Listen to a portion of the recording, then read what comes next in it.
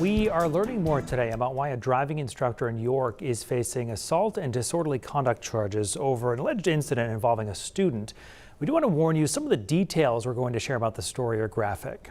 Pearl Small has been digging into the court documents detailing the charges against the owner of the York Driving School. She joins us now with the breakdown. Hey, Pearl. Hey, Bailey and Brian. So the police affidavit, which was written by the school resource officer who investigated the case, states that in October, a York high school student told her friends about what she thought was a strange interaction with her driving instructor back in May. A teacher overheard the conversation and reported the incident, which led to the investigation.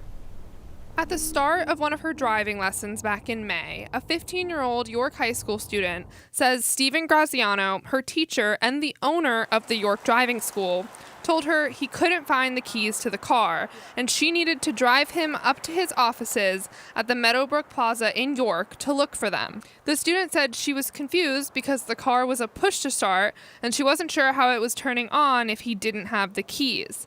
She says Graziano was in the office for about 5 minutes before coming out, getting back in the car, but he still appeared to be patting down his pants pockets, searching for the keys. Then, she says, he leaned over to her, said, "I'm sorry," and then grabbed his genitals several times and made a stroking motion over his clothing.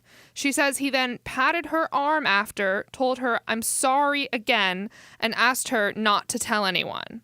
At first, the student said she didn't report it because she knew Graziano was well known and felt like he could be trusted. She had one last lesson with him and said nothing like that incident happened again, but when she went back to get her permit, Graziano asked her to come into the office on her own. Instead, she went in with her mother, and they both reported that he seemed visibly annoyed. They also noted it was dark inside the driving school and all the windows were covered. The York Driving School markets itself online as being owned and operated by staff at the York School Department. However, in a phone call with the superintendent, I was told that that is misinformation and that the school department has never been affiliated with the driving school. And Stephen Graziano has never worked for York Public Schools. We reached out directly to Graziano's driving school to see if they had any comment on the charges, but they have not gotten back to us. Brian and Bailey. Pearl Small, live with us tonight. Pearl, thanks.